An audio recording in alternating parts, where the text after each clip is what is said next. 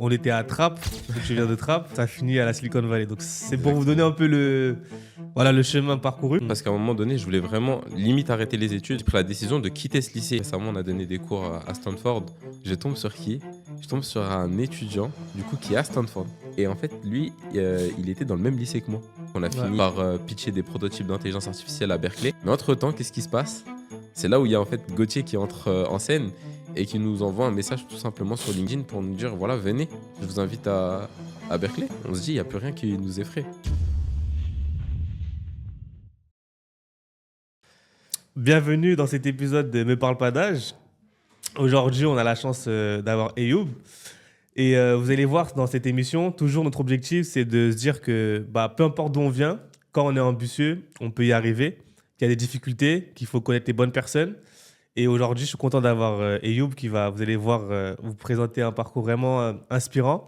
Et surtout, je pense que beaucoup de jeunes vont pouvoir trouver les informations qu'il leur faut par rapport à leurs ambitions, par rapport à leurs objectifs. Je ne vais pas vous en dire plus. Déjà, Ayoub, merci d'être là. Merci de l'invitation. Je t'en prie. Déjà, comment tu vas? Ça va très bien. Bon, un peu enrhumé. Avec le pollen, ça s'entend peut-être, mais ouais, le pollen, il est venu assez tôt cette année. Ouais. Et ouais, ça se sent. Mais sinon, à part ça, tout va bien.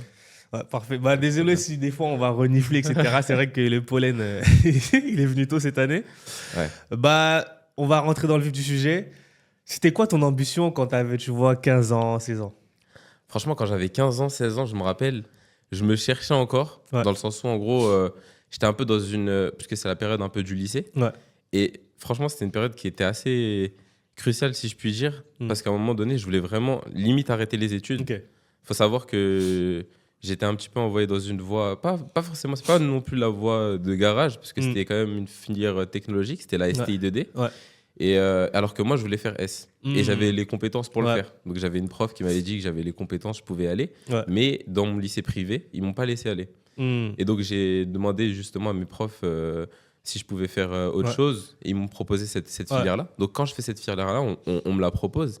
Et on me dit que tu peux faire justement une filière qui va être intéressante, etc. Mais pour moi, c'était pas mon choix principal. Donc je me sentais un peu lésé. Et je suis parti, j'ai pris la décision de quitter ce lycée privé qui proposait aussi cette filière technologique pour aller dans un lycée public. Ouais. Et dans ce lycée public, je suis tombé sur une prof, franchement, je la remercie, et deux profs en fait, Monsieur Louadi et Madame Pré, je m'en rappellerai toujours, parce que ces profs-là, en fait, ils m'ont redonné goût, littéralement, en fait, aux études. Et ils ont vu en fait qu'il y avait un certain potentiel dans ce que je pouvais donner en fait en cours si vraiment j'étais concentré et que je n'étais pas uniquement en train de m'amuser avec tout le monde, parce que c'est aussi ça la différence entre le lycée privé catholique et le lycée public, c'est que vraiment on est beaucoup plus encadré, enfin on est beaucoup moins encadré du coup dans un lycée public, mais par contre les profs ils veulent beaucoup plus qu'on réussisse parce qu'il n'y a plus vraiment de... Enfin voilà.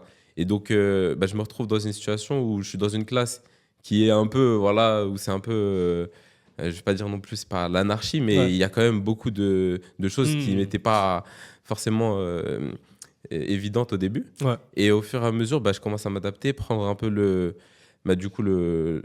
tempo. Ouais. Et j'ai une prof qui essaie de me suivre, qui commence à me donner des conseils, qui me dit, voilà, essaie tu peux retrouver un cursus, donne-toi à fond, et peut-être tu peux intégrer une prépa. Et donc moi, la première année de terminale, enfin du coup la première c'était un peu compliqué parce que je retrouvais un petit peu mes marques, on rigolait beaucoup avec les amis, tout ça, et des fois c'était un peu compliqué de se recentrer sur les études. Ouais. Mais la deuxième année, là en terminale, je me suis dit c'est bon, je vais me concentrer du moins en cours. Ouais. Certes, je passais beaucoup de temps sur Fortnite, sur des choses, sur des jeux, etc. Mais en cours, je faisais le nécessaire pour être vraiment concentré. C'était le minimum que je devais faire. Et quand je faisais ça, ça me permettait au moins d'avoir des bonnes notes pour les contrôles, ces choses-là. Ouais. Il suffisait juste de me concentrer pendant les cours. Ça va, j'avais un peu de facilité par rapport à ça. Et au final, en fait, mes notes ont fait que j'ai eu la possibilité de postuler à une classe préparatoire aux grandes écoles. Et de ce fait, en fait, grâce un peu, si je puis dire, à ces profs qui ont cru un petit peu en moi, ça m'a redonné goût à ces études-là. Et je suis parti en CPGE pour du coup, pour pouvoir candidater dans les écoles d'ingénieurs. Okay. Et du coup, si je récapitule... Donc, en fait, les professeurs, ils ont eu un impact déjà sur ton implication en cours. C'est-à-dire que le fait qu'ils croient en toi, tu t'es senti peut-être redevable de aussi, toi, redonner cette confiance qu'ils ont en toi en étant plus concentré en cours. Tandis que l'environnement où tu étais, vu que tu voyais qu'ils ne croyaient pas forcément en toi ou ils essaient de te limiter, tu as senti que tu devais changer d'environnement pour être un peu plus épanoui. Mais avant d'aller dans ça, du coup, pour récapituler, donc ton ambition à 15-16 ans, c'était plus tu te cherchais. Exact. Et donc, du coup, tu as dû prendre un choix de quitter l'environnement du lycée privé pour aller en lycée public. Et avant d'aller plus loin, c'est qu'est-ce que tu fais maintenant? Comme ça, en fait, on a un peu tu vois, les bornes. Comme tu es un mathématicien, borne A, borne B. Donc, qu'est-ce que tu fais actuellement déjà? Alors, actuellement, là, je viens juste je suis tout fraîchement de sortir de mes études. Donc, je viens de finir mon master marketing digital et data. Okay. Et donc, en parallèle, je suis beaucoup dans l'intelligence artificielle. Donc, on a participé à des concours en intelligence artificielle à l'échelle nationale, voire même internationale, vu qu'on a fini par pitcher des prototypes d'intelligence artificielle à Berkeley. Okay. Donc, c'est une université en Californie. Et oui, et donc là, actuellement, je donne aussi cours. Donc, en tant que teaching assistant avec du coup Gauthier Vasseur. C'est celui qui nous a un peu tendu la main vers depuis les États-Unis. Et donc là récemment on a donné des cours à Stanford sur l'automatisation et l'intelligence artificielle au sein de l'automatisation dans les processus. Je vais t'arrêter là. Donc du coup, juste pour vous donner un peu les bornes comme on dit. Donc Ayoub à 15-16 ans, il hésitait à arrêter ses études, ou en tout cas, il doutait, etc. Peut-être les professeurs doutaient de ses compétences et tout. Et du coup, là, actuellement, tu as quel âge? Là, j'ai 24. Donc, ça veut dire 8 ans après, il donne des cours à Stanford, qui, si vous ne connaissez pas, c'est l'une des 3 meilleures écoles au monde, parfois la meilleure devant Harvard. Et Berkeley, pareil, une université publique, c'est dans la meilleure université publique du monde, et toute université confondue, c'est dans le top 10. Donc, juste pour vous donner un peu les bornes, voilà, donc on était à Trappes, donc je viens de Trappes, et ça finit à la Silicon Valley. Donc, c'est pour vous donner un peu le chemin parcouru. Et donc, maintenant, on va revenir. Donc, tu étais au lycée privé. Donc, déjà, comment je t'ai retrouvé en lycée privé? D'où tu viens de base? Comme du coup, tu l'as dit, je viens de Trappes, la ville qui a fait pas mal de bruit par ses noms. Que ce soit Anelka, Jamel Debbouze, Omar Sy. Enfin, c'est toutes des personnes qui viennent de Trappes. Et également, je viens de Trappes. Donc, j'ai commencé dans une primaire, et même, de toute façon, une école primaire catholique. Parce que mon père, il avait fait ce choix-là. Souvent, en fait, les écoles catholiques, certes, il y a la religion. Moi, je ne suis pas de confession catholique. Mais il y avait un encadrement un peu supérieur par rapport à ce qu'on pouvait retrouver dans les établissements publics. D'où ce choix-là. Et donc, j'avais du coup cette chance-là déjà d'être dans un environnement assez encadré depuis que j'étais jeune. Et j'ai continué comme ça. Donc, que ce soit l'école primaire, le collège et le lycée, donc jusqu'à la seconde, ça a été à chaque fois dans des établissements privés catholiques. Et ensuite, c'est moi qui ai fait ce choix-là de basculer, alors que j'avais littéralement le choix de continuer en fait, dans la même filière, mais dans le même lycée, de partir dans un environnement public. C'était un peu une sorte de revanche de se dire qu'en fait, vous n'avez pas voulu de moi, entre guillemets, dans ce cas-là, on va couper les ponts ici. Et moi, je vais prendre ma revanche ailleurs et je vais aller le faire dans le public. Et justement, j'ai 2 questions. Est-ce que si c'était à refaire, tu aurais fait ton cursus en lycée privé? Et deuxième question, c'est quelle était la réaction de ton père quand tu as décidé de quitter le lycée privé pour aller en lycée public? Alors déjà, si j'avais la possibilité de refaire dans un lycée privé, je dirais oui, je pense que oui. Je trouve que les choses étaient beaucoup plus encadrées, et ça, c'est une réalité. Et ça aide beaucoup, surtout pour quand on grandit et qu'on est jeune, on a besoin vraiment d'un certain encadrement. Si on est amené à avoir trop d'effets externes sur notre personne, quand on est jeune, ça peut avoir des conséquences des fois un peu désastreuses. Je ne dis pas que toutes les personnes qui sont dans le lycée public, elles ont forcément loin de là, parce que la plupart des gens que je connais qui ont fini aussi dans le lycée public qui était avec moi, finalement, ça s'est bien passé aussi pour eux. Il n'y avait pas de souci par rapport à ça. C'est juste que si on a la possibilité de le faire, moi, je privilégierais cette voie-là. Okay. Après, maintenant... et la deuxième question... Quand tu as décidé de quitter le lycée privé, quelle a été la réaction de ton père? Déjà, ce qui est important de savoir, c'est qu'il y a déjà eu une réaction de mon père que j'ai dû gérer par le passé, étant donné que même ma 4e, en fait, je l'avais redoublée. Donc, il faut savoir que j'étais tombé à un moment dans une phase où Certes, en fait, j'étais dans un lycée privé. Ça avait un beau côté par rapport à l'enseignement. Il y avait des choses en plus. Mais par contre, ce qui était moins bien, c'est que je m'y retrouvais pas. En fait, mes repères, ils étaient en dehors. Ils étaient plus à Trappes que dans mon lycée privé. Et donc, des fois, j'étais un peu dans une phase où je me renfermais sur moi-même. Et à ce moment, il y avait des jeux vidéo. Donc, moi, je me renfermais un peu dessus, des fois. Et ça a causé un petit peu un décalage avec ce qui se faisait, en tout cas, à l'école. Et donc, à la 4e, on a voulu me faire redoubler. J'avais le choix, encore une fois, de passer, etc. Mais les professeurs, ils étaient beaucoup plus pour le fait de vouloir me laisser. Donc, c'était un peu pour ça aussi que je voulais vraiment quitter le lycée public par la suite. Mais voilà, donc ça, c'était la première réaction que j'ai dû anticiper de mon père. Et la deuxième, quand je lui ai dit, donc naturellement, il a un peu plus, il a un peu plus compris mon choix. Et d'ailleurs, ce qui est drôle, c'est que mon petit frère, donc, qui lui aussi est parti avec nous à la Silicon Valley, a fait aussi ce choix-là, après moi, de basculer sur un lycée public.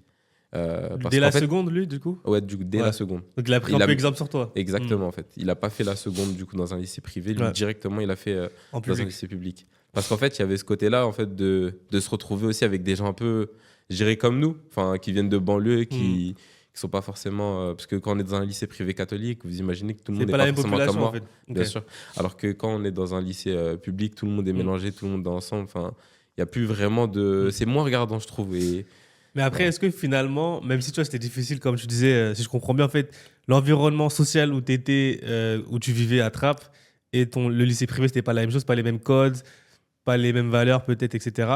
Mais est-ce que finalement, ça t'a pas aussi permis, tu vois, de mieux comprendre la psychologie humaine de différentes personnes? Tu vois, quand tu veux vendre, toi, tu es dans le marketing, quand tu veux vendre, faire du marketing à des populations différentes, tu as cette facilité, tu vois, à se dire, ah, lui, il pense différemment de moi. Alors peut-être si tu étais resté en lycée public, tu n'aurais pas eu cette ouverture sociale de connaître différentes personnes. Donc est-ce que finalement c'était un mal pour un bien, tu vois? Non, il y a toujours un bien de toute façon justement dans ce qu'on fait. Donc même on peut le voir comme ça, comme un mal pour un bien, certes. Parce que ce qui est intéressant, c'est de se dire que le fait d'avoir côtoyé différents types de personnes, ça nous permet de nous adapter. Et ça, justement, c'est vraiment en plus une phrase qu'il nous avait dit Gauthier quand on était... je précise juste que Gauthier, quand je dis son nom, parce que nous, c'est commun, parce que maintenant, on lui parle assez souvent, mais en fait, c'est le directeur exécutif du Fisher Center à Berkeley. Donc, c'est un peu la partie business analytique de l'université de Berkeley. Et c'est lui qui est le directeur exécutif là-bas. Et c'est lui qui nous a aussi tendu la main pour ça. Et juste pour aller dans ton sens, c'est qui est drôle, c'est que moi, je suis parti à Berkeley en 2019. Et Gauthier nous avait aussi invité à des événements avec Salesforce, etc. Donc, ça montre que ça a toujours été quelqu'un qui a voulu quand même tendre la main aux jeunes Français, aux jeunes talents français. Donc, merci encore à Gauthier pour ton engagement. Et pourquoi pas un jour, il sera sur l'émission avec Eyoub et Lokman, on sait jamais. Avec plaisir, franchement, c'est incroyable. Et du coup, Mais effectivement, donc, quand on a des personnes déjà qui nous tendent la main comme ça, ce qu'on se rend compte, du fait qu'on ait côtoyé en fait, différents types de personnes, ce qui est fort, c'est de pouvoir s'adapter en fait, à différents types aussi de personnes. C'est-à-dire que là, vous voyez, peut-être comme ça, je vais être... en costume où je peux parler avec des personnes qui sont dans la sphère, dans les universités, dans les grandes universités ou dans le monde du business ou quoi. Et je peux très bien être dans mon quartier et parler avec des personnes.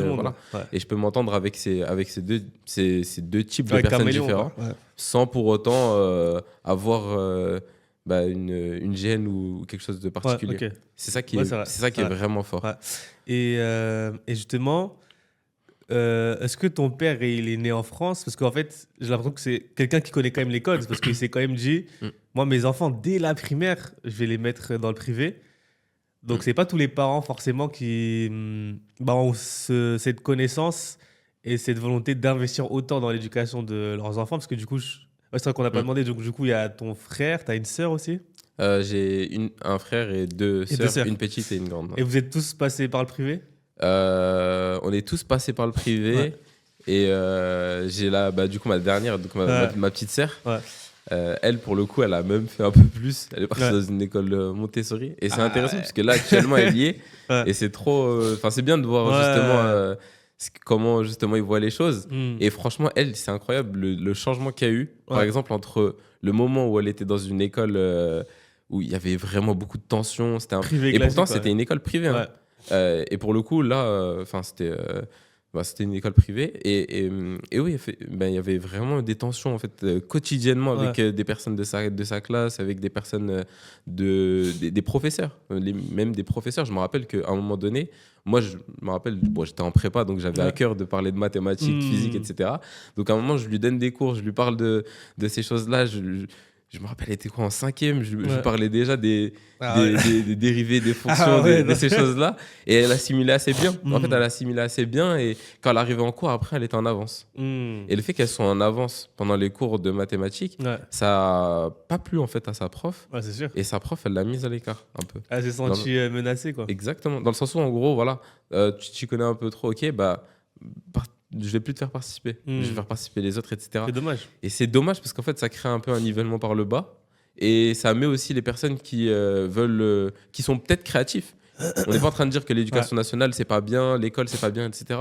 C'est juste que pour les personnes qui sont peut-être un peu créatives, qui veulent aller faire un peu plus que juste les cours, on va directement les mettre à l'écart. Et c'est un peu dommage parce que ça peut être des ressources qui sont même très intéressantes pour les entreprises plus tard ou même pour la société. Donc, enfin voilà, c'est des choses comme ça qui étaient un peu gênantes. Mais en soi, c'était un peu un parcours comme ça, public, privé. Enfin, privé d'abord, puis public, par choix. Et non, en fait, mon père, de base, lui, il vient d'Algérie. Donc, il est né là-bas. Il est né là-bas, ouais. Et il avait fait, mais là-bas, c'est très sélectif par rapport à ce qu'il a fait comme cursus. C'est enfin, moi, je trouve ça remarquable. Après, lui, comme il l'a dit, il le disait, pour lui, c'était normal. Mais dans sa classe, ils étaient. C'était pas comme nous. Genre, ils étaient sur une trentaine, ils étaient peut-être 5-10 à avoir le bac. Et parce que c'était très difficile d'avoir le bac à leur époque. Et d'autant plus qu'une fois qu'on avait le bac, on allait peut-être dans des écoles d'ingénieurs, etc. Et lui, dans son école d'ingénieur, il faisait partie des 2 premiers. Ce qui a fait qu'après, mon grand-père, il a pu lui payer un billet pour aller en France et pour aller continuer ses études, reprendre, faire son équivalence, etc. pour aller ensuite aller travailler dans des entreprises en France.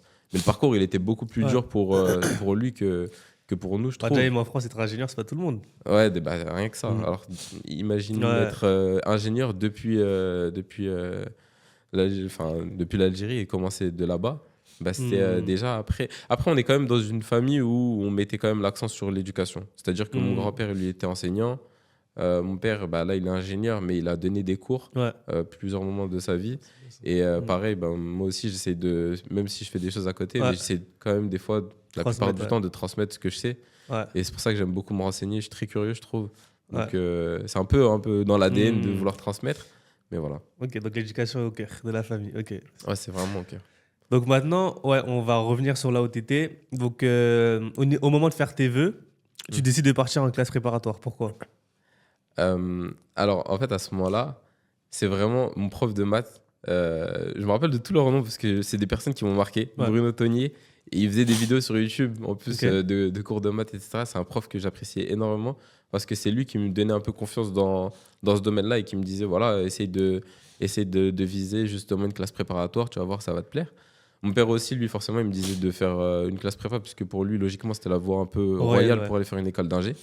J'aurais pu faire une fac, etc. Mais j'aurais été un peu trop livré à moi-même et j'avais peur un peu de ça. J'avais peur d'être un peu laissé pour compte et de devoir apprendre de moi-même, de m'autodiscipliner, etc. Ça, c'est un point important parce que justement, c'est un peu la connaissance de soi. C'est se dire, au-delà de se dire la prépa c'est mieux ou la fac c'est mieux, c'est toi, tu t'es dit de toi-même, tu as été honnête avec toi-même, tu t'es dit peut-être tu as besoin d'une certaine pression, d'un certain cadre pour pouvoir donner ta pleine mesure, que si on te laisse en pleine liberté, en pleine autonomie, peut-être que tu n'allais pas travailler suffisamment. Alors que là, c'est vrai qu'en classe préparatoire, tu n'allais pas avoir le choix. Forcément, tu allais devoir bosser.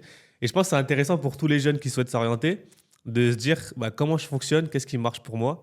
Et du coup, choisir le chemin. Donc, ok, donc là, tu me dis, donc, tu choisis classe préparatoire pour ces raisons-là. Le fait que déjà, ton père il t'encourage dans cette voie, que tes professeurs t'encouragent dans cette voie, et tu sais qu'en finalement, par rapport à ta manière de fonctionner, c'est le mieux, quoi. Exactement. Ouais. Parce que franchement, en fait, même là, à l'heure actuelle, en ayant terminé le travail, et peut-être que tu peux peut-être partager mon idée, mais le fait d'être en freelance, ça revient un petit peu limite à être à la fac. On a les ressources qui sont disponibles, on a les cours qui sont sur Internet, on a tout ce qu'il faut comme ressources.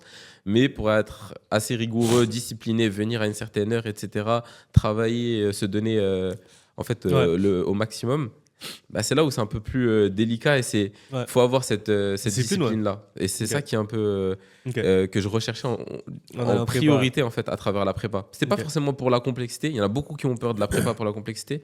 Moi, je la cherchais, la prépa, pour justement la discipline. Parce que autrement, je ne l'aurais pas eu, je pense. Et j'aurais même pas fait. Moi, je suis d'accord avec toi. Moi, je suis pareil. Quand je suis parti Henri IV, c'était pareil. C'était de me dire en fait, c'est pas assez dur et encadré, j'aurais pas de raison de me donner à fond. Parce qu'en fait, c'est vrai que quand t'as pas une ambition claire de dire moi, je vais faire Polytechnique, je vais faire telle école, en fait, pourquoi tu vas travailler plus? Tu vas dire bon, j'ai validé. Et dès que j'ai le temps, je joue ou je fais autre chose. Alors que là, en prépa, si tu travailles pas, tu meurs, quoi. Ouais.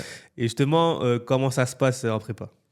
En prépa, c'est un rythme assez. Et c'était quoi comme prépa? Parce que j'ai pas demandé c'était quelle prépa. Donc la prépa, en fait, la seule prépa, du moins avant, en tout cas, qu'on pouvait faire quand on sortait d'une classe STI2D, c'était la filière, donc la prépa TSI, Technologie, Sciences de l'Industrie, il me semble. Et donc oui, cette filière-là, donc c'est une classe préparatoire où déjà on doit rattraper le gap de tout ce qui a été fait en S. Donc ça veut dire que même pendant les vacances, on avait des exercices de maths, un programme de révision à faire. Et ensuite, dès qu'on commence les cours, là, c'était surtout les premières. Dès le début, on a commencé avec un rythme ultra intensif.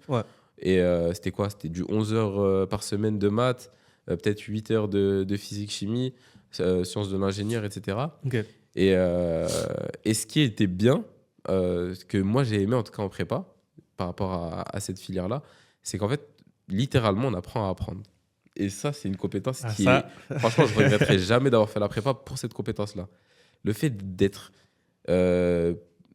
limite surmené, d'être poussé en fait à son maximum dans le cadre de l'apprentissage, ça met tellement le niveau haut que par la suite, en fait, tout ce qu'on va faire, si en fait, on ressort bien de cette prépa, j'y dis bien, parce qu'il y en a des fois, bon, moi, j'ai jamais vu ce cas-là, mais je sais qu'il y en a peut-être des fois qui font limite un burn-out après une classe prépa ou qui n'en peuvent plus. Donc, pour eux, ça se passe plutôt mal, j'ai envie de dire. Mais pour ceux qui en tirent les bénéfices, bon, déjà, ils ont potentiellement l'école d'ingénieur qu'ils souhaitaient. Et d'autre part, en fait, ils ont eu tellement un rythme, on va dire, assez élevé que on se dit, il n'y a plus rien qui nous effraie dans le cadre du travail. Je suis d'accord, ouais. Tu n'auras jamais plus de travail qu'en prépa. Ouais. Ok. Et donc, quand tu es en prépa, c'est quoi ton ambition? Tu veux faire quoi? Donc, moi, je rentre en prépa. Première année, je me dis, je vise. Du coup, je visais les grandes écoles, c'est-à-dire Polytechnique, Centrale. Et en classe, du coup, en prépa TSI, il n'y a pas beaucoup de places. C'est-à-dire, il y a, je crois, une place pour Polytechnique. Une place. C'est une place pour Polytechnique. Déjà, Polytechnique, c'est dur, mais une place. Ouais, pour 1000 personnes, parce qu'il y a 1000 personnes dans la filière TSI. Après, il y avait Centrale. Centrale aussi, il y en avait quelques-unes. Donc, ça dépendait parce qu'il y a plusieurs centrales. Il y a Centrale Paris, Nantes, Lille, etc. Et donc, moi, je visais au début. Donc, la première année, je visais ces écoles-là. Donc ça se passait plutôt bien. Ça va, j'étais bon. Il y avait des gens qui avaient déjà vu le programme et d'autres personnes qui avaient déjà limite cubé. En fait, ils avaient déjà fait une année de prépa et ensuite ils sont partis en prépa. Donc ils avaient un petit peu un avantage. Mais je me rappelle qu'à certains moments, j'avais ça arrivait, je me rappelle une fois un DM, j'avais eu 20. C'était la meilleure note de la classe. De toute façon, c'est sûr, 20. En maths, 20. Parce que... Non, il peut y avoir plusieurs 20, mais ça, je me rappelle, c'était le seul DM. Parce que les DM, en général, je les faisais rarement. Franchement, j'avais pas... C'était un truc, franchement, ça, le fait d'être tout seul à la maison, c'est pas des choses où je vais être le plus. Et du coup, toi, t'étais avec tes parents quand t'étais en prépa ou t'étais tout seul? Là, j'étais avec mes parents. Mais du coup, il n'y avait personne pour t'encadrer. Il y avait personne. Du coup, t'étais le premier à faire prépa en plus. Chez moi, ouais. J'étais le seul à avoir fait prépa. Mais c'est vrai que ce qui est drôle, c'est que voilà, la seule fois où on est livré à nous-mêmes dans une prépa, c'est les DM. Parce qu'on a toujours, en fait, toutes les semaines, on a un DM à rendre. C'est-à-dire qu'on a un DM assez conséquent qu'on doit faire en parallèle de la semaine de cours. Et on doit le rendre pour la semaine d'après et c'est tout le temps sur une thématique différente. Et une fois, on avait les 2 semaines, donc c'était un plus gros DM. Et je me suis dit quoi? Je me suis dit pendant ces 2 semaines, je vais aller à la BU et je vais le faire. C'est mon premier DM que j'ai fait. Et c'est d'ailleurs le dernier. Mais c'est vraiment le DM que j'ai fait. Et celui-là, je l'ai masterisé, j'ai eu 20. Et en fait, les gens, ils ne me croyaient pas. Donc t'as triché? Et en fait, ils disaient, j'ai triché, Mais en fait, il n'y avait pas de chat GPT, il n'y avait pas d'IA, il n'y avait rien du tout. Et j'ai fait ce DM. Je partais tous les jours à la BU. J'allais avec un ami à moi qui lui aussi était en prépa, plutôt commerce. Et je le faisais. C'était la seule fois où vraiment j'étais concentré. Et voilà. Et pourquoi tu n'as pas continué sur cette voie? Bah, en fait, c'était comme un sentiment. C'est comme si j'avais fini le jeu. Le fait que j'ai eu 20. Et ça, après, moi, c'est peut-être un de mes défauts aussi. C'est le fait des fois, on va dire, de pas me pousser au maximum quand. Je sais pas comment dire ça, mais quand je mets une avance, en fait, aux gens qui sont avec moi. Parce que je me compare pas à moi-même, je me compare aux autres. Et là, je suis en train de travailler sur ça, justement. D'éviter de me comparer, justement, aux autres et de me comparer à moi-même pour aller tirer le meilleur. Parce que là, en fait, je me comparais aux autres. J'ai 20. Après, la prépa, c'est un peu ça. C'est vrai que la prépa aussi, ça aide pas parce que c'est vraiment ça. C'est le fait de se dire que je dois être meilleur que l'autre parce que c'est lui qui va avoir ma place. Sinon, est-ce que peut-être c'est parce que finalement, tu vois, quand tu visais Polytechnique et Centrale, c'était ton objectif, mais c'était pas un objectif qui t'empêchait de dormir, entre guillemets, je force. Mais tu vois, comme certains élèves, c'est vraiment, genre, rencontré en prépa, s'ils ont pas Polytechnique, c'était ou le NS et leur vie, elle est foutue, quoi. Non, moi, c'est pas du tout ça. Parce que je me dis, tu vois, comme en fait, tu te compares aux autres, c'est peut-être, si tu voulais faire que Polytechnique ou Centrale, t'allais te dire, non, mais il faut que j'ai 20 tout le temps. Tu vois, faut que, que je sois parfait, etc. Parce que je sais qu'il y en avait, c'était comme ça, tu vois. Bah, initialement, j'étais un peu comme ça. Mais donc je voulais les meilleures notes, je voulais forcément. J'aimais bien en fait ce côté-là de la compétition. C'était en fait, plutôt c'est un positif. Jeu. Hein. Ouais, c'est un jeu. Bah ouais, en fait, c'est comme les niveau jeux. 1, niveau 2, exactement. Niveau 3. Surtout qu'en fait, avant, je jouais à Fortnite. Petite parenthèse rapide, mais en fait, sur Fortnite, il y a une façon de jouer, ça s'appelle des cash cups, où en fait, on peut gagner de l'argent et c'est pareil. C'est un peu des places. Ça veut dire que le premier, c'est lui qui va prendre tout le pool prize, donc tout l'argent qui est disponible pour cette compétition. Et en fait, il faut gagner des places, etc. Et juste avant, pendant les vacances, avant de faire la prépa, j'avais fait le plein de jeux. Ça veut dire que j'avais beaucoup joué. Et j'étais déjà dans un mindset un peu compétitif. Okay. Donc, je ferme la parenthèse. Et pour revenir du coup sur la classe préparatoire, bah, en fait, oui, j'avais envie de me dépasser.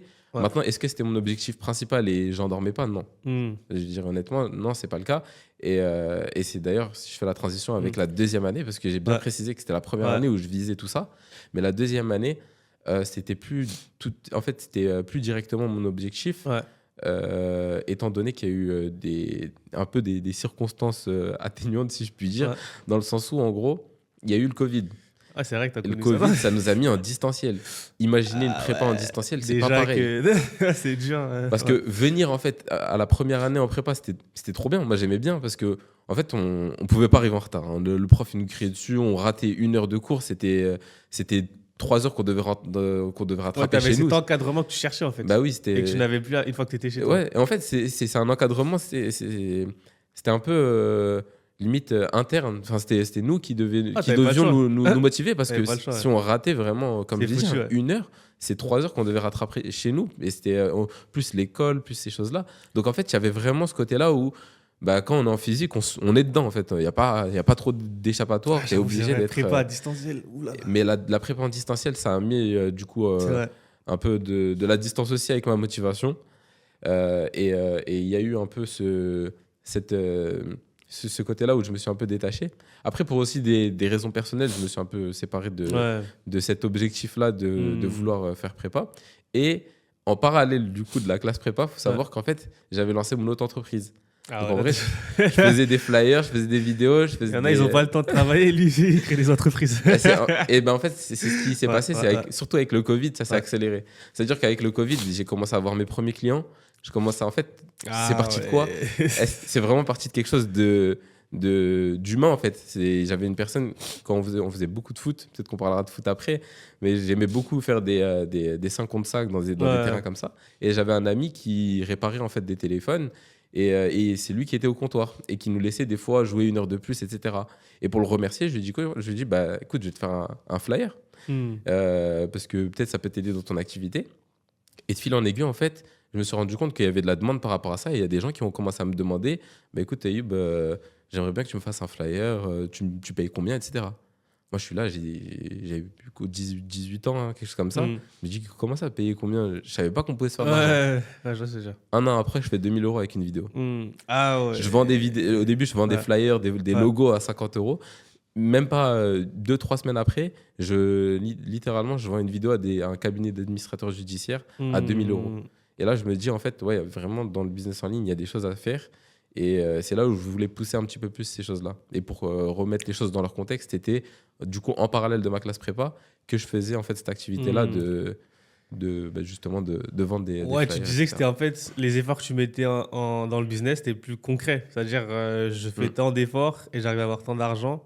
Classe préparatoire, polytechnique, avec une place. Centrale, il y a peut-être 5-6 places. Tu te dis, bah, Ouais. en fait, finalement, est-ce que j'ai besoin de me tuer à la tâche Bah, c'est ça, derrière en fait. mon écran? C'était un peu un choix qui s'est fait entre l'entrepreneuriat et l'ingénierie, si je puis dire. Et d'un côté, en fait, j'avais deux figures un peu. Ouais. Du coup, pour l'ingénierie, c'était forcément du coup mon père, parce qu'il avait fait cette filière-là, etc. Mais est-ce que c'était vraiment ce que je voulais faire? Je l'ai découvert en fait avec une autre personne que je côtoyais quand j'étais jeune. Et d'ailleurs, j'ai fait 1 an d'alternance avec lui dans le cadre de mon master. Mais c'était quelqu'un qui vraiment, lui, était entrepreneur, avait fait son cabinet d'expert comptable.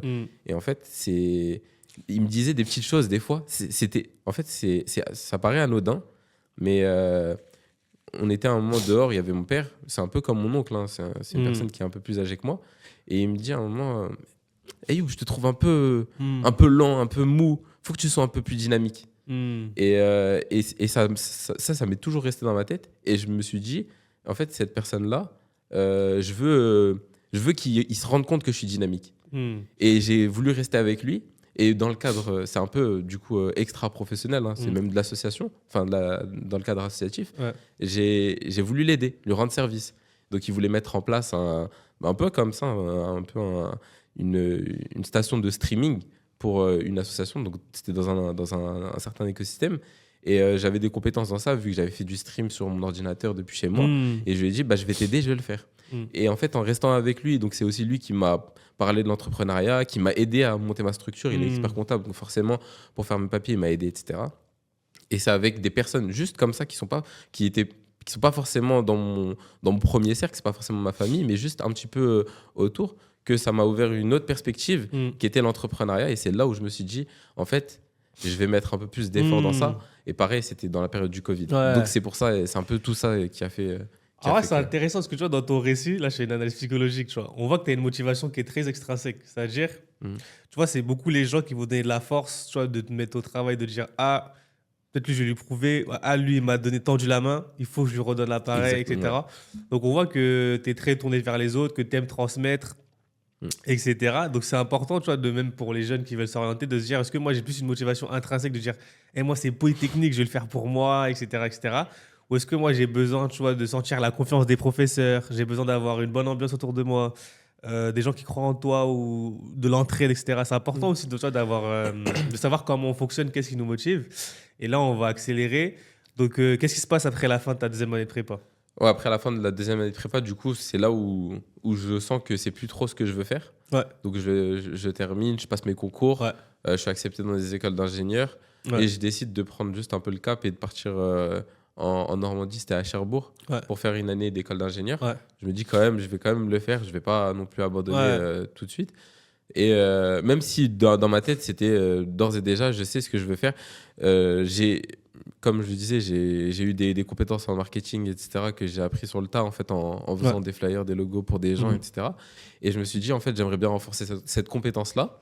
Donc, ce serait mieux de joindre l'utile à l'agréable, finalement, et de trouver une formation dans ce cadre-là. Donc, en fait, en parallèle de mon école d'ingénieur, je trouve une autre école. Et pour enchaîner directement, donc sans perdre d'année, j'enchaîne à la fin de cette école d'ingé.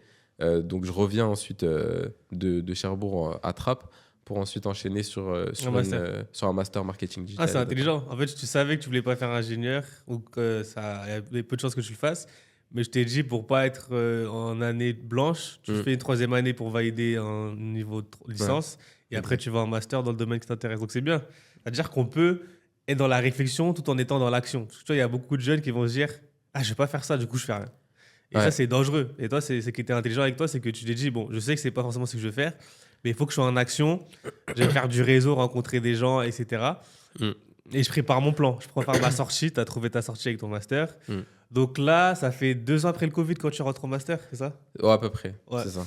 Donc, tu fais ton master data marketing. Data marketing et en parallèle, programme qu'est-ce qu'il y a. Donc, voilà, ça, c'est ça qui va nous intéresser. Donc, tu vas en master marketing data. Ouais, exact. Déjà, attends, parce que c'est vrai que tu fais du marketing et que tu as fait une prépa, mais pourquoi la data? Comment tu tombes dans la data? En fait, je voulais pas faire juste du marketing pur. Je cherchais quand même une branche data parce que pour le coup, ça a servi du coup. Ouais. Mais l'école d'ingénieur dans laquelle j'étais, on avait fait un cours sur l'intelligence économique et les big data et tout ce qu'il y avait autour de ça. Et ce cours-là, il m'avait captivé. En fait, il faut dire la vérité, quand j'étais en école d'ingé, j'allais quasiment pas aux cours. C'était beaucoup d'amphithéâtre. Je faisais que les cours. Et je faisais beaucoup les cours de maths. Statistiques, j'aimais beaucoup. D'ailleurs, le prof, je faisais des foot aussi avec lui. C'était trop bien. C'était les seuls cours où je venais parce que je crois que je connaissais le prof. Et c'est vrai que quand on est un peu loin, c'est un peu compliqué de suivre. Mais donc, j'aimais bien la data et je voulais pas la perdre. Surtout que c'était un peu l'avenir. Donc, je me disais, c'est bien le marketing digital, mais la réalité, c'est qu'il y a beaucoup de choses que je connais déjà et je me suis pas trompé puisque la première année, j'ai fini majeur sans rien faire, quasiment, dans la première année, parce que c'était vraiment du marketing digital et j'avais quasiment tout appris avant. En autodidacte. En autodidacte, involontairement. Mais j'étais obligé parce que je vendais quand même ces produits-là, donc il fallait quand même que je sache ce que je vends. Comme quoi. Et donc, ça me sert, mais en fait, moi, ce qui m'intéressait, c'était la deuxième année, surtout avec la data. Et ce qui est bien tombé, c'est le programme Qu'est-ce qu'il y a qui est venu en fait au milieu et qui m'a renforcé sur ces notions-là de l'intelligence artificielle. Et c'est quoi le programme Qu'est-ce qu'il y a et comment tu découvres ce programme ou comment tu rentres dans ce programme? Alors, le programme Qu'est-ce qu'il y a, c'est un programme d'excellence sur l'intelligence artificielle qui est porté par du coup Morad Achik. Il l'avait lancé du coup avec la première saison 1, enfin du coup la saison 1. Et c'était la première promotion. Et donc nous, on est dans la première promo, donc la première saison. Et donc il y avait plusieurs villes en fait. Il y avait Trappes, Meaux, Marseille, Nantes. C'était à l'échelle nationale. Ouais. Et l'idée, c'était en fait de travailler sur des prototypes d'intelligence artificielle, donc d'époque, et d'aller jusqu'au bout et ensuite de les pitcher, de les présenter devant nos familles, dans un premier temps à l'échelle locale, puis ensuite à l'échelle nationale, donc à la Viva Technologie. Et finalement, c'était à la Société Générale, devant plus de 300 personnes, de pitcher vraiment les projets si on était finaliste et qu'on avait gagné. Et donc, vous partez à Berkeley? Ouais, c'est juste après, du coup. Nous, suite à ce programme-là qui avait créé beaucoup de... Je me rappelle, moi je vous ai connu comme ça. Franchement, ça a fait beaucoup Qu'est-ce qu'il y a partout? Il y avait eu beaucoup d'engouement par rapport à ce programme-là. Même si dans notre groupe, en tout cas, on n'avait pas gagné, mais c'est le groupe de mon frère finalement, donc Lorkman qui a gagné. Donc eux, officiellement, donc, ils avaient gagné le billet en fait, pour la Silicon Valley, donc avec Morad en avril. Mais entre-temps, qu'est-ce qui se passe? C'est là où il y a en fait Gauthier qui entre en scène et qui nous envoie un message tout simplement sur LinkedIn pour nous dire, voilà, venez, je vous invite à Berkeley, venez visiter, venez voir. On essaie de voir ce qu'on peut faire. Il y a un sommet sur l'IA et vous êtes nominé accessoirement pour le prix de Young Talent of the Year. Donc, jeune talent de l'année. C'est bien comme quoi des fois. Et c'est quoi ta réaction quand tu te dis, je vais partir aux États-Unis, Silicon Valley, tu voyais ça à la télé? C'est quoi ta réaction? En fait, on commençait déjà à ce moment-là, on commençait déjà à être bien médiatisé. C'est-à-dire que même si le programme Qu'est-ce qu'il était terminé, à un moment, j'étais juste... on intervenait en fait à différents endroits dans des scènes où on n'avait pas l'habitude. Nous, on était là, on était de base à Trappes, on ne bougeait pas trop de Trappes, on était là, on faisait nos foot, etc. Et on se retrouve à aller dans le 94 pitcher devant des incubateurs. À un moment, je me suis retrouvé à pitcher notre POC, notre prototype d'IA, devant plus de 200 collaborateurs de Wavestone sur la place là, de la Grande Arche. C'est là où on commence à comprendre un peu que on commence à prendre un peu l'habitude. Mais la Silicon Valley, on change de pays, on change d'environnement, on change d'écosystème. C'était quand même quelque chose. C'est quand même quelque chose. Et quand on se dit qu'on a la possibilité d'y aller, déjà, merci Morad, on se dit pour ce programme-là. Lui, il ne se rend peut-être pas forcément compte. Mais en fait, ça a eu un impact énorme. C'est un impact énorme de voyager et de voir d'autres personnes, de rencontrer. Surtout aux États-Unis, on peut critiquer, mais... Ouais, mais en fait, dès lors qu'on voyage, et derrière, ça a donné... Même nous, ça nous a donné de la force pour aller voyager dans d'autres endroits. En fait, dans la même année, on a voyagé, on est parti... du coup, on est parti en Californie, donc aux États-Unis. Et ensuite, quelques mois après, on est parti en Arabie Saoudite. Pareil, dans un but business, c'était pour essayer de faire des partenariats. On est parti visiter le Salon Libre. Enfin bref, ça donnait vraiment une dynamique en fait de voyager pour la première fois en tout cas. Et vous avez visité la NASA, non? Ouais, ça c'était du coup, ça c'est le voyage officiel. Donc ça c'est Lorman, avec c'est mon frère. frère. Et quand ils sont partis, alors eux, ils sont, je me rappelle. Ils sont partis plusieurs fois et ils ont fait en fait c'était un peu un road trip, un peu de pas mal d'endroits. Et parmi ces endroits-là, bah il y avait la NASA et même ils sont rentrés en contact avec Alan Petre. Alan Petre, ouais. Certains On se connaissent. connaît Alan. Bientôt il va passer. Et ok. Et qu'est-ce que tu retiens de ton séjour aux États-Unis? Moi, alors ce que je retiens, c'est qu'en fait, on a vraiment notre place. Il y a beaucoup de barrières. En fait, il y a beaucoup de barrières qu'on pense ne pas pouvoir passer ou outrepasser du moins. Et en fait, vraiment, c'est que des croyances limitantes. Quand on arrivait là-bas, on avait des personnes vraiment ultra calées dans leur domaine, que ce soit dans l'IA, etc., vraiment qui nous prenaient en considération à notre juste valeur. Ouais. Et qui voulaient vraiment nous voir réussir, en fait. Ouais. Et ça, vraiment, ça nous a surpris. Au-delà du voyage, en fait, de l'avion et de se retrouver dans un autre écosystème, ouais. Bah, c'est même les personnes qu'on a rencontrées là-bas. Il y en avait une, limite, elle avait les larmes aux yeux. Elle se disait, mais en fait, c'est incroyable ce que vous faites. Et nous, on était là, on se disait, mais... Et on avait un peu ce syndrome de l'imposteur, en fait. De se dire, mais est-ce qu'on mérite vraiment d'être là, d'avoir autant d'être Young Talent of the Year de Berkeley. À Berkeley. Ça, c'était incroyable. Alors qu'en France, bon, c'est autre chose. C'est une autre façon de voir les choses. C'est vrai que c'est différent, mais c'est troublant. Et c'est là où on se dit, bah, peut-être qu'en fait, dans d'autres pays, il y a peut-être d'autres choses qui sont intéressantes à voir ou à faire. Il ne faut pas se limiter en fait à une position géographique. D'où l'importance de voyager. Ok. Ouais. Ok. Donc, tu étais à Trappes, tu es parti à Berkeley grâce au programme Qu'est-ce qu'il y a. Et finalement, qu'est-ce que vous avez fait là-bas et surtout, qu'est-ce que tu as appris de ton séjour aux États-Unis? En fait, c'est limite si je me suis un peu remémoré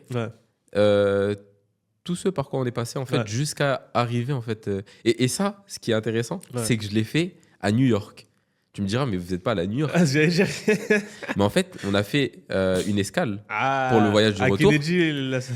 Et on a fait une escale du coup à New York, pardon. Et à cette escale, et ça c'est incroyable, je tombe sur qui? Je tombe sur un étudiant du coup qui est à Stanford. Donc il est étudiant à Stanford. Et en fait, lui, il était dans le même lycée que moi. Et dans le même lycée privé que moi.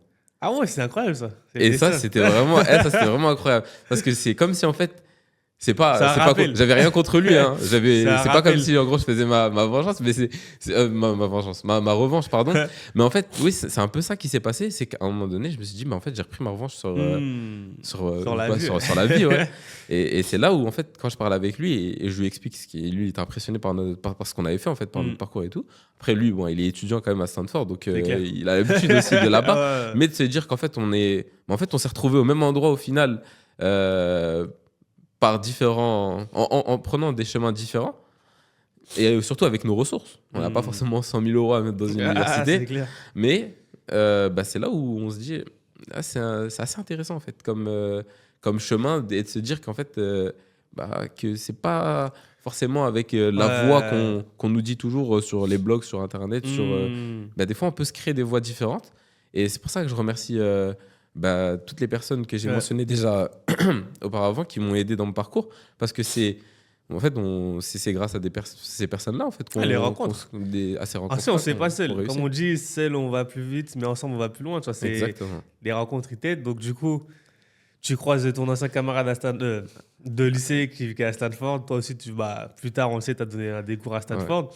Et donc ça montre que, comme tu le dis, parfois il faut reculer pour mieux revenir, tu vois, mieux sauter, tu vois, comme on dit. Et que chacun son chemin. C'est pas parce qu'au début, tu es en avance, soi-disant, qu'à la fin, tu seras devant. C'est que parfois, on va trouver un chemin qui nous correspond plus. Peut-être parfois, on a un âge où on a besoin de se questionner, de trouver sa voie. Mais une fois que tu as trouvé ce chemin-là, tu peux exploiter ton plein potentiel et à ta manière. Tu vois, toi, tu avais besoin de plus de pratique, comme je l'avais dit en master. tu maîtrisais déjà les cours de marketing, mais tu l'as maîtrisé parce que en fait, tu avais besoin de ces compétences pour tes clients. Alors que peut-être si c'était que du théorique, tu serais pas allé plus loin. Alors que là, tu as pu perfectionner ça. Et ensuite, je sais qu'on échangeait ensemble, tu disais que à Berkeley, tu étais impressionné par le regard que les Américains avaient sur vous, sur vos projets. Donc, est-ce que tu peux nous en dire plus?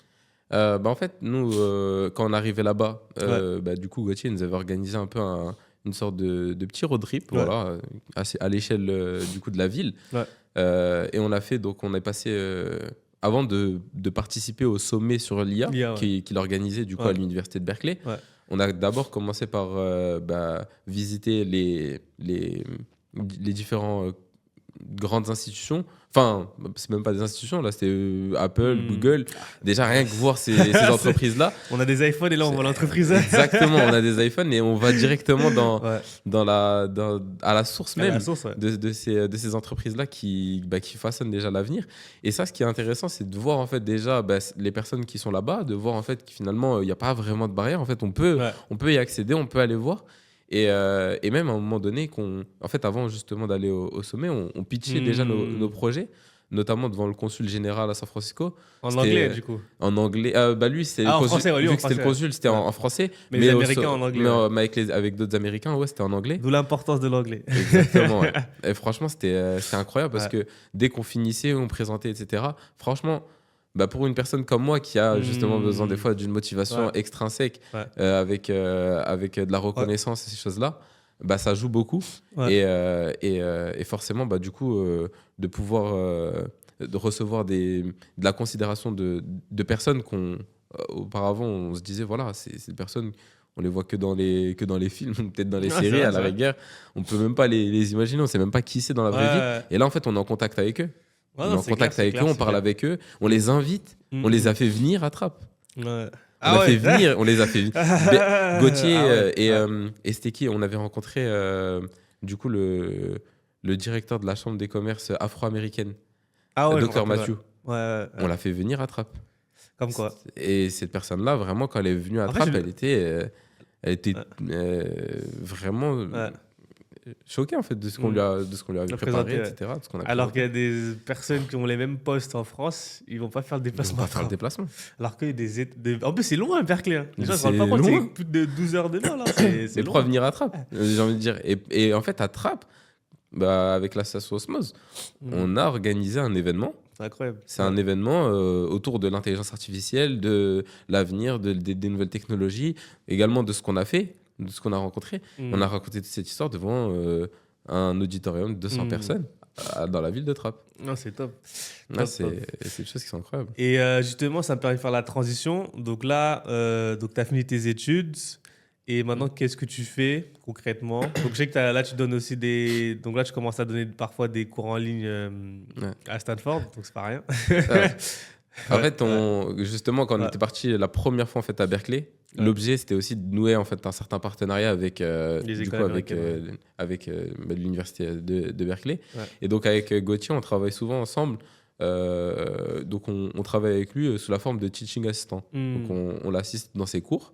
Et donc là, récemment, on l'a assisté pour des cours de Stanford, sur des cours qu'on a préparés quasiment sur l'automatisation et l'intelligence artificielle avec l'automatisation. Donc c'est un peu le fait d'automatiser des process, donc des workflows qu'on a, en utilisant, en intégrant, parce qu'avant on avait des outils comme Zapier, Make qui faisaient des choses assez basiques pour le marketing, etc. Maintenant, on a la possibilité, par exemple, d'intégrer des agents IA qui vont faire nos tâches avec de la réflexion. Et ça permet vraiment de pouvoir automatiser des réels process qu'on a en entreprise. Et ça a une valeur ajoutée énorme. C'est en train d'exploser en ce moment, un peu, pas, du moins d'imploser, parce que ça fait pas beaucoup de bruit, en tout cas pour l'instant. Mais c'est quelque chose qui sera vraiment central, voire même charnière, parce que c'est l'agentique qu'il y a. Et donc là, nous, on donne des cours sur... en tout cas, du moins, on aide Gauthier on assiste Gauthier sur ces cours-là. Et c'est des cours qui sont donnés à Stanford. Ah, c'est top. Et justement, ça me permet de faire la transition. Est-ce que tu peux nous dire rapidement c'est quoi l'IA et par exemple en quoi ça peut aider soit des étudiants dans leurs études, soit des gens qui veulent se lancer dans le business, en rapide? Très rapidement, l'IA il y a plusieurs formes d'intelligence artificielle. Maintenant, c'est quoi? En réalité, c'est juste des algorithmes. Et c'est un peu comme, pour faire simple, comme une calculatrice, ça vous permet de calculer plus vite. L'IA, ça vous permet de faire des choses aussi, tel un outil. Donc, par exemple, on peut l'utiliser pour faire de la classification, pour faire de la prédiction. On peut l'utiliser pour reconnaître des choses. On peut aussi l'utiliser pour générer des choses. Donc, c'est un peu comme ça qu'il faut le voir. C'est un outil. C'est très puissant. Et il y a beaucoup d'entreprises qui travaillent sur des solutions pour pouvoir permettre à des personnes, comme des étudiants, comme des entrepreneurs, de pouvoir utiliser ces outils au quotidien au sein de leur entreprise, dans leur cas d'usage du moins. Et ça, pour le coup, c'est quelque chose qui peut vraiment aider. En parallèle, j'en ai pas forcément parlé, mais je donne aussi des cours. Là, je viens de terminer, donc j'ai donné une série de prestations dans différents lycées professionnels où je leur montrais des outils d'intelligence artificielle qui peuvent les aider dans leurs projets entrepreneuriaux, comme par exemple Gamma, Bolt.new. Donc Gamma, c'est pour faire quoi, par exemple? Gamma, ça permet de créer des applications assez rapidement, automatiquement. C'est bien fait, ça part juste d'un texte ou même de notes. En fait, ça permet vraiment de structurer la présentation, de générer des slides, les slides, des documents. Ok. Exactement. Après, tu as dit Bolt. Bolt.new, c'est un outil d'IA qui, en réalité, c'est un peu du prompting. Donc, ça veut dire, en fait, de la même manière qu'on parle avec ChatGPT, on va pouvoir l'utiliser pour créer des applications. Donc, sur des frameworks comme du React. Donc, c'est des applications qui... Plutôt des web applications, comme ça, vous pouvez développer ce genre d'applications. Pas trop besoin de compétences techniques. Après, il ne faut pas non plus faire des projets très, très compliqués, puisque sans bagage technique, ça va être compliqué de le mener à bien. Mais ça permet de faire des choses plutôt intéressantes. Après, il y a vraiment une flopée d'outils d'IA, et ça, c'est un peu mon travail, donc je pourrais en parler pendant longtemps. Et justement, où on peut le suivre pour avoir des informations sur l'IA? Sur LinkedIn? En fait, il y a beaucoup communiquent sur LinkedIn. Maintenant, je connais certains, il y a sur YouTube aussi, moi c'est là où je me renseigne le plus. Donc sur YouTube, il y a beaucoup de gens qui démocratisent ça, qui démocratisent en fait les outils d'intelligence artificielle. Donc ça peut être vraiment des ressources intéressantes si on veut les utiliser sur leur plan potentiel. Et après, ces derniers temps, j'ai un peu repris LinkedIn. Je vais essayer justement de communiquer sur les outils d'IA, vu que je viens de terminer mes prestations et j'ai pas mal d'outils à présenter. Donc si sur LinkedIn, encore une fois, il y a pas mal de gens aussi qui en parlent, donc vous pouvez aller sur LinkedIn. Non, mais sur LinkedIn, plus généralement, il y a beaucoup de gens qui parlent d'IA. Vous mettez juste IA en mots-clés et vous allez trouver plein d'outils qui servent. Très clair. Donc là, il nous reste environ 7-8 minutes, on va dire 7 minutes. Peut-être avant d'embrayer sur la partie Me parle pas d'âge, parle-moi foot, pour clore cette partie Me parle pas d'âge, parle-moi inspiration. Quel message t'aurais pour un jeune qui, comme toi, tu vois, il est au lycée et les professeurs lui disent non, mais en fait, toi, ton avenir, c'est ça. N'essaie pas d'aller à gauche, reste à droite. Wow. Tu vois, quel message tu lui donnerais? Déjà, d'essayer de comprendre pourquoi on te dit ça, dans un premier temps. En fait, c'est toujours intéressant de voir, même si la critique, elle est négative. Moi, je sais que, par exemple, c'était déjà... Des fois, il y en a, pour certains, ça va être difficile de ne pas prendre la chose à cœur directement, d'essayer de se dissocier du commentaire, de ne pas le prendre personnellement, et d'essayer de comprendre, de voir s'il y a quelque chose de constructif derrière, dans un premier temps. Voilà. Comme ça, on prend déjà ce qu'il y a de bien. Ensuite, on voit, on analyse, on réfléchit pourquoi la personne nous dit ça, etc. Et bien sûr, non, si la personne nous dit ça, c'est pas elle qui va nous dicter notre vie. Donc, on va pas faire ce que la personne nous dit. On va faire ce qui nous semble mieux pour nous. Et à partir de ces éléments-là qui sont peut-être positifs ou qui sont peut-être intéressants, du moins, on va pouvoir réfléchir à ce qu'il y a de mieux pour nous et ce qu'il y a en fait autour de nous, ce qu'on peut faire avec. Voilà. Intéressant, ok. Et maintenant, on va passer à la partie Me parle pas d'âge, parle-moi foot. On a environ 5 minutes. Donc, la question du jour, c'est est-ce que tu penses que Mbappé, qui est au Real Madrid, il va un jour gagner le Ballon d'Or? Franchement, vu déjà les débuts qu'il a fait au Real Madrid et comment il a su, on va dire, inverser la tendance, c'est assez prometteur pour répondre à ta question. Maintenant, il y a quand même des choses justement à prouver. Je pense que ça va se jouer sur des trophées qu'il va remporter. Potentiellement, là, la Coupe du Monde qui arrive. S'il fait une bonne saison et s'il fait une bonne Coupe du Monde qui va arriver, ça peut se faire. C'est pas impossible. Après, il faut voir aussi les concurrents. C'est aussi qui peuvent prétendre en fait, c'est ça, le truc. Au Ballon d'Or. C'est ça le truc. Genre. Mais c'est vrai que pour l'instant, la concurrence, elle est encore assez jeune, je trouve. Ouais, mais en fait, moi, tu vois, le truc qui m'inquiète, c'est que tu vois, j'ai l'impression que Mbappé, c'est un peu comme Neymar. Je parle pas du jeu. Mais en fait, tu vois, Neymar, on disait, avec son talent, c'est impossible qu'il ait pas le Ballon d'Or. Tu vois. Et Neymar, 32 ans, on sait qu'il aura pas le Ballon d'Or. À part s'il gagne la Coupe du Monde 2026, on sait jamais.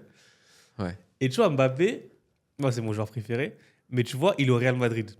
C'est-à-dire que toutes les compétitions de club, il va partager la lumière avec Bellingham, avec Rodrigo et Vinicius. Donc on sait qu'après, les votes, ils vont se séparer comme, tu vois, à l'époque de Liverpool, Salah, Firmino, Sadio Mané, tu vois. Alors que, tu vois, dans les autres clubs, il y a plus de... Tu vois, Lamine Yamal, on sait que c'est la star. Qu'on veut ou non, c'est la star. C'est vrai qu'il y a des joueurs stars, il y a des Lewandowski. Voilà, à la fin. Ça y est, lui, l'année prochaine, c'est fini. Il a fini. Ouais, bah voilà. Rafinha, malheureusement, il n'est pas assez valorisé, je trouve, au Barça. Donc on sait que si Yamal il fait une bonne saison avec le Barça, il gagne la Ligue des Champions. Il pourrait. Il peut gagner le Ballon d'Or à 17 ans. Il pourrait prétendre. Il a beaucoup d'assists.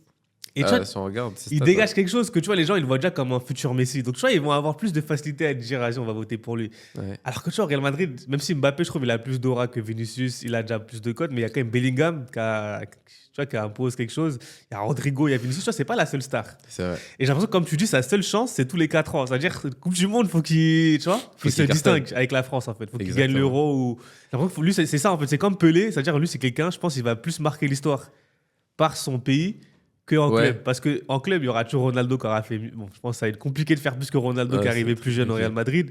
Il y a Benzema qui est passé au Real Madrid. Donc, tu vois, faut jamais dire jamais, mais ça va être dur de faire mieux que Ronaldo. Ouais. Par contre, je pense que, peut-être pas en termes d'histoire dépasser Zidane, mais en tout cas, il peut faire ce que personne n'a réussi à faire en France, c'est faire 3 finales de Coupe du Monde. Je pense que vraiment qu'il est capable de faire 3 finales de Coupe du Monde dans sa carrière et devenir le joueur, peut-être le plus grand joueur français, en tout cas en sélection nationale. Donc j'ai l'impression qu'il est condamné Après, on minimise. À réussir. En soi, je pense qu'on minimise beaucoup le fait de faire une finale de Coupe du Monde. 2, c'est énorme. D'affilée, en plus, c'est pas... C'est 2 d'affilée. Et ça, c'est vraiment énorme parce que vraiment, la Coupe du Monde, mais c'est ça. C'est en fait vraiment, il rentre dans les vestiaires, il dit vas-y, faut qu'on se motive, etc. Ça me fait rire parce que j'ai vu récemment une vidéo sur ça. Il rentre dans les vestiaires, il dit on joue une finale de Coupe du Monde, faut se ressaisir. Tu sens que lui, il sent en fait aussi que il peut marquer l'histoire. Parce qu'en fait, il a dit, tu vois, il savait que cette finale, c'était le Ballon d'Or entre lui et Messi. Celui qui gagnait, il avait le Ballon d'Or, tu vois. Ouais, bah oui, clairement. Et c'est dommage. Triste, hein. Mais la réalité, c'est ça. Hein. C'est que. Il s'est remotivé lui-même, il y va. Triplé. T'es pas content triplé. T'es pas content triplé. Ah là là. Ce match, moi c'est bizarre. Moi, je sais pas comment je l'ai vécu. Moi, j'ai eu plus d'émotions quand on a perdu que quand on a gagné. C'est-à-dire qu'en fait, tu vois, contre l'Argentine, on perd des 2-0. Je dis, mais qu'est-ce qui se passe? Ouais, bah oui. Tu vois, 76e ou 79e, but de Mbappé, double de Mbappé. Messi met le 3e but, Mbappé triplé. Je fais non, mais en fait, en émotion, tu dis, t'as fait des yo-yo, tu vois. Hat-trick en finale. Contre l'Argentine, contre la Croatie en 2018, on gagne 4-1 ou quelque chose comme ça. Ouais, ça y est, c'était 4-2, on les a écrasés. Tu vois, je veux dire, il n'y avait pas de. Honnêtement, j'ai pas stressé à la finale. En fait, je me dis, jamais on va perdre contre la Croatie. Ouais, je pense. Pour moi, le plus chaud, c'était la Belgique en demi-finale. Une fois qu'on a battu la Belgique, j'ai dit, c'est bon, la Coupe du Monde, elle est pour nous. Ouais. Alors que tu vois, Messi, Argentine. Et tu sais que. En fait, ça s'est joué à rien. Randall Colomwani, il mettait le but, c'était fini. C'est dommage. Après, tu vois, je pense que sur l'ensemble du match, les Argentins, ils méritent. Si on est honnête. Oui, ils sont donnés. En fait, on a trop dormi. En fait, je pense qu'au début, on a trop respecté l'Argentine. Ouais. C'est-à-dire, pour moi, en termes de talent intrinsèque, on était largement au-dessus. Et pour moi, ça fait de la transition. Je pense c'est là où on a compris l'importance d'un Pogba et d'un Kanté. Parce que moi, je te dis, on a Pogba, Kanté au milieu de terrain. J'aime bien Tchouaméni, Rabiot, mais c'est pas pareil. Ah, c'est pas pareil. Tu vois, Pogba, il a le leadership, la technique. Tu vois, il nous manquait des gens qui ont de l'expérience. Ouais, exact. Tu vois, Tchouaméni, c'est un très bon joueur, etc. Mais tu vois, il manque d'expérience. Le penalty qu'il rate, tu vois, c'est un Pogba, il le met. En tout cas, il le cadre. Là, il a même pas cadré Parce qu'en fait, ils ont une certaine prestance. Même quand ils viennent, ils l'apportent dans le collectif. Ça met une sérénité instantanément. Tu vois, tu vas jouer la finale, tu vas te dire, voilà, il y a d'autres personnes sur qui on peut compter. Tu vois, il y a des tauliers un peu. Et c'est vrai que même, tu vois, en gros, si tu remarques un peu, je trouve que le style de jeu, par rapport, pas techniquement, mais le fait par exemple de comparer Pogba à Tchouaméni, il y a une différence. En fait, il y a un gap, même si actuellement, Pogba il joue pas et Tchouaméni il est au Real Madrid. Mais en fait, le fait d'avoir Pogba, c'était un peu genre une sorte de sérénité qu'il apportait dans le... Ouais, c'est une sécurité, c'était incroyable. Quand t'es Pogba, ça bouge pas. Non, mais c'est trop. Ça faisait la différence. Hein. Quand t'es incroyable, Pogba, techniquement, défensif. En fait, il est trop complet, Pogba. Pour moi, c'est l'un des plus grands gâchis. Ouais. Heureusement qu'il a gagné Coupe du Monde. Tu vois, ça veut dire au moins il a gagné quelque chose. Mais pour moi, Pogba, tu vois, quand tu vois Tchouaméni, Kamavinga, je les aime beaucoup, ils ont gagné la Ligue des Champions. Et Pogba, il a pas gagné. Je me dis, non, le foot, il est un peu injuste. Parce que Pogba, il a tellement de qualités. Alors moi, franchement, j'ai jamais vu un milieu de terrain aussi complet que Pogba, tu vois. Après, Pogba, il a eu... Après, là, récemment, il a eu des complications. L'entourage. Ouais, c'est ça qu'on a l'importance de l'entourage. Franchement, ça l'a tué un peu, l'entourage, là, ces derniers temps. Mais je crois qu'il va rebondir. Après, il y a des gens qui disent qu'il va aller au Marseille. Non, il ira pas. Ouais, le président de Marseille, il a dit que ça allait... En fait, je pense qu'ils vont se dire que Pogba, ça peut déséquilibrer, tu vois, l'équilibre qu'ils ont actuellement. Ouais. Bon, là, il nous reste... on va dire 1-2 minutes. Est-ce que tu as des messages à faire passer, des conseils à faire passer? Franchement, en fait, c'était dans le cadre du foot, mais je vais passer ça, ce sera peut-être tout à l'heure en off. Mais... Partie de notre... Non, c'était autre chose, en rapport avec l'IA, etc. Ouais. Non, peut-être juste pour recentrer par rapport en soi, on va dire, à ce qui se passe là actuellement. Ouais. Dans le cadre, on va dire, du travail ou même de l'entrepreneuriat, ou même d'un point de vue personnel, j'ai envie de dire, par rapport à l'utilisation de l'IA, etc. Une chose que je voulais dire qui peut peut-être servir, en fait, quand on avait fait intervenir des gens, c'était je t'en avais parlé, justement, c'était des docteurs en neurosciences qui venaient justement de Berkeley, et on les a fait venir au cinéma d'Omarcy, du coup, pour faire une interview, etc., par rapport à l'importance de l'IA, comment faire attention. Et ça, c'est un message que je veux peut-être faire passer, c'est faire attention à ne pas faire d'anthropomorphie avec l'IA, de ne pas la prendre pour un être humain, d'essayer de garder un esprit critique aussi quand on l'utilise. Ouais. Et maintenant que vous savez ces deux choses-là, le troisième conseil, c'est de l'utiliser à mort. Si vous respectez la règle 1 et 2, utilisez-la à mort, vous allez gagner du temps sur votre travail, vous allez gagner du temps sur ces choses, sur plein de choses, tout en conservant votre esprit critique. Donc ça veut dire que vous n'allez pas non plus faire des choses dénuées de sens, j'ai envie de dire, et vous allez pouvoir gagner du temps pour vous personnellement, et ça c'est important, je trouve, dans une ère où tout va vite, il y a beaucoup d'avancées technologiques, des fois on voit le côté néfaste avec les réseaux sociaux. Si on anticipe avec l'intelligence artificielle et qu'on prend la bonne chose et on s'éloigne des choses mauvaises, ce serait idéal de le faire pendant qu'il est encore temps. Donc voilà, petit message rapide par rapport à l'IA et cette thématique, parce que je trouve qu'on n'en parle quasiment jamais de ces choses-là, c'est vrai. Alors que c'est vraiment quelque chose qui est important. Donc si j'ai l'occasion de faire passer ce petit message par rapport à ça, voilà. Merci beaucoup, Ayoub, pour ta venue. Merci à toi. Et voilà, pour conclure, c'est que on est passé de Trappes à la Silicon Valley, mais comme vous voyez, le chemin il est jamais linéaire. Que là, c'est bien beau dans le titre, moi-même dans les shorts YouTube, il y aurait écrit Silicon Valley, etc. Mais vous avez bien vu que au début, il doutait parfois de lui parce que les professeurs disaient non, tu peux pas faire ça, et que finalement, il s'est retrouvé à Stanford, à Berkeley. Que peut-être que justement les chemins qu'il a pu prendre qui sont différents lui ont permis de découvrir des compétences, lui ont permis de se connaître, de savoir comment il fonctionnait, de savoir ce qu'il voulait réellement finalement. Et donc vous aussi, c'est pas le point de départ qui compte, c'est le point d'arrivée qui compte. Donc ne lâchez pas, croyez en vos ambitions, croyez en vous, soyez vos premiers supporters et surtout formez-vous. Ne soyez pas dans la passivité, soyez actifs, formez-vous, croyez en vous et Inch'Allah, ça marchera pour vous. Merci encore une fois, Ayoub. Et je vous dis à très vite pour une prochaine émission de Me Parle Pas d'Âge, Parle-moi Inspiration. Merci, Pierre. Carré. Ah là là là là.